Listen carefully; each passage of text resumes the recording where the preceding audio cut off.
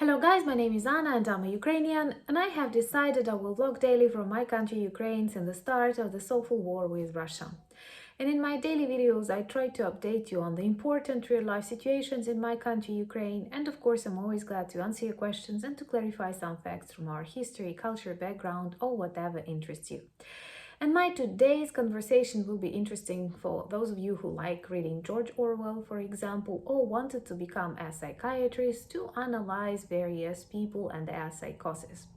Because we are going to speak about Putin's speech in Valdai, where he demonstrated that the number of his symptoms grew tremendously during the last 9 months of this war.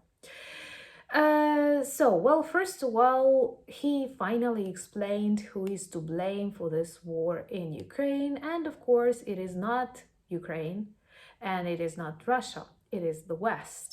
Ukraine is traditionally a puppet, something that does not decide anything for itself.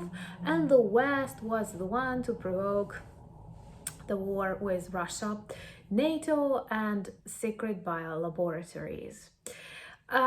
Traditionally, totalitarian regimes like to invent enemies that they fight with, not analyzing problems inside their society, and Putin demonstrates that he is very much of authoritarian, totalitarian leader because he likes protecting his country from outside enemies, not thinking about poor life and conditions inside Russia. Also, he told the world that everything goes according to the plan of his special military operation, and that is a very optimistic vision of the Supreme Org. Why? Because as far as I remember, and you know, Ukrainians remember that really well, just at the beginning of this war, the plan was to take over all the territory of Ukraine just in 3 days. Within the last almost 9 months of this war, they managed to take just one regional center, Kherson, and soon it will be back in Ukraine.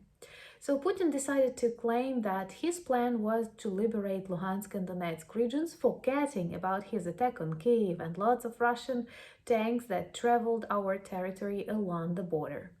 Perhaps it was not his plan to take all of these cities.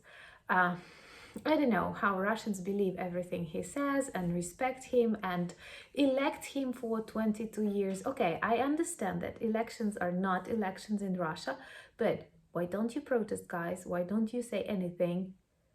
It's high time. The majority of soldiers and pretty soon the majority of police and all the people that can be involved in war and various, I don't know, this kind of actions, they will be in Ukraine, so you're free to protest inside Russia. We will distract them for you. Also, Putin was talking about Ukrainian democratic changes like Orange Revolution and the Revolution of Dignity, Maidan, in the traditional negative manner, because any example of democracy, choice of leaders or change of political regimes is treated as a tragedy and a catastrophe for the regimes like Putin's. He even mentioned the name of President Yanukovych, who was the one to start shootings on Maidan, who was a totally created by Russia, totally dependent figure with a funny criminal past. I don't know if you know, but one of the crimes that Yanukovych committed when he was young, he stole a fur hat. Many of you told me that you have this association of Soviet Union with a fur hat. So imagine we had a very Soviet pro-Russian president who stole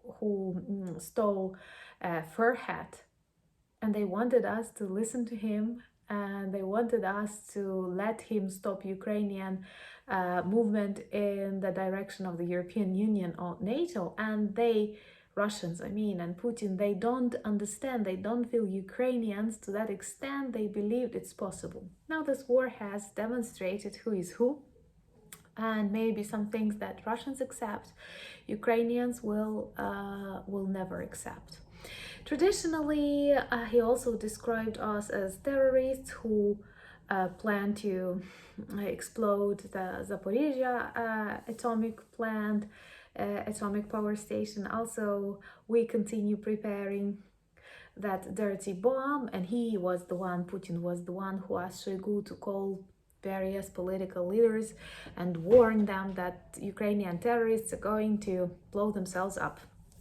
You know, honestly, I don't understand what's the problem with this idea that they have. They always blame us for crimes that they commit on our territory, and it looks like we are the most stupid terrorists on the planet because we make terroristic acts inside our own country, killing our own citizens without any specific purpose. If you listen to them, it looks like they don't even need to invade us. We will kill ourselves, like by doing all of the things Putin says we do. And something just the contrary happens inside Russia. When their military storages blow up, like in Belgorod, or something happens to the bridges, or in Crimea, you know, airports disappear in flames, they say someone smoked, someone was inattentive. So don't judge us for yourselves. If you're that stupid that you destroyed your country with your own hands, it is not the Ukrainian way. But actually, I think Russians are doing that. Russians are destroying their own country with their own hands, and we will witness that.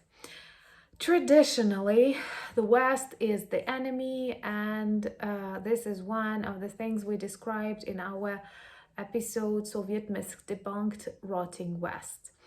Russian elite, children of Russian politicians continue studying in the West, suffering in the West, and at the same time, all the bad and dangerous things come from them. And also, I think that, and at the same time, he says that Russia is not an enemy to the West, and it is time to like cooperate and to divide the world into the spheres of influence. And once again, I don't think that any democratic bloc, any democratic alliance can accept the idea of these zones of influence, something that comes from authoritarian and totalitarian regimes. People traditionally like to look attentively at the health of Putin, and I know there were lots of pictures with his hands with some unusual bruises on them, but for me, his physical health is not so important. His mental health is in a very, very bad condition, and with every passing year, with every passing month, we see it is getting worse and worse. He lives in his own world. He does not want to see the reality in which Russian orcs are losing. And he was so much afraid of the stories like Gaddafi's or Saddam Hussein, and I think this is something that awaits for him. Though I don't believe in Russian society, this can only come from outside. And the collapse of Russia is also something that he is afraid of, and this is possible to notice it in his speech. And I think that maybe it would be awesome if something like that happened to Russia and he could still see that. So if you are interested in various types of lunatism, psychosis, toxic behavior, then you can read or watch this speech of Putin. His press secretary Peskov said that the speech will be read forever, like for centuries, and like they also believed something similar will happen with the works of Lenin or Stalin, but they are really interesting, and they rarely live longer than the dictator who produces them. Anyway, that's the way we saw this speech. Let me know if there are other topics you would like me to cover in my vlogs. I'm very grateful for the support you demonstrate to my country and my channel. If you like this video, thumbs up, subscribe to my channel. I'm very grateful for that because I believe people need to know more about the situation in Ukraine, and my subjective view may help you. I'm also glad to answer your questions. Remember that and leave them in comments. Thank you for buying me coffees and becoming my patrons. That inspires our new and bigger projects. Slava Ukraini!